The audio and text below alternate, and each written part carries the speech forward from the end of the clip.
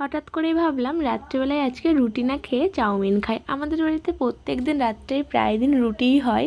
তো ভাবলাম আজকে একটু চাউমিন খাই। আর বাড়িতে সেরকম কোনো ভেজিটেবল ছিল না, তাই যা যা ছিল তাই দিয়েই চাউমিনটা করেছিলাম। চলো রেসিপিটা তোমাদের সঙ্গেও শেয়ার করা যাক। আমি না চাউমিনে বেশিরভাগ দিন আলু দিই না, মানে দিই না বললেই চলে, কিন্তু সেদিন আমার ইচ্ছা হয়েছিল একটু আলু দিয়ে খাবো, তাই একটা ছোট্ট আলু কেটে নিয়েছি আর তার সঙ্গে কেটেছিলাম দুটো পেঁয়াজ আর কেটেছিলাম একটা টমেটো আর দিয়েছি কিছুটা বাঁধাকপি। দেখো আলুটা ভালো করে ভেজে নিয়ে তার মধ্যে সব সবজিগুলো একবারে দিয়ে ভালো করে নাড়াচাড়া করে নিয়েছি। আর এখানে দিয়েছিলাম একটু লঙ্কা, আর লঙ্কাটা না আমি একটু বেশিই খাই, তো এখানে একটু অল্প হয়ে গেছিলো, আমি পরে আবার কেটে অ্যাড করেছিলাম।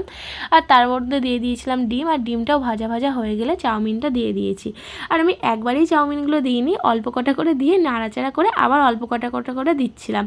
এই চাউমিনের মধ্যে চাউমিন মশলা কিংবা ম্যাগি মশলা দিলেও কিন্তু বেশ ভালো লাগে, কিন্তু আমার কাছে যেহেতু চাউমিন মশলা কিংবা ম্যাগি মশলা কোনোটাই ছিল না, তাই আমি একদম সিম্পলি রেখেছিলাম।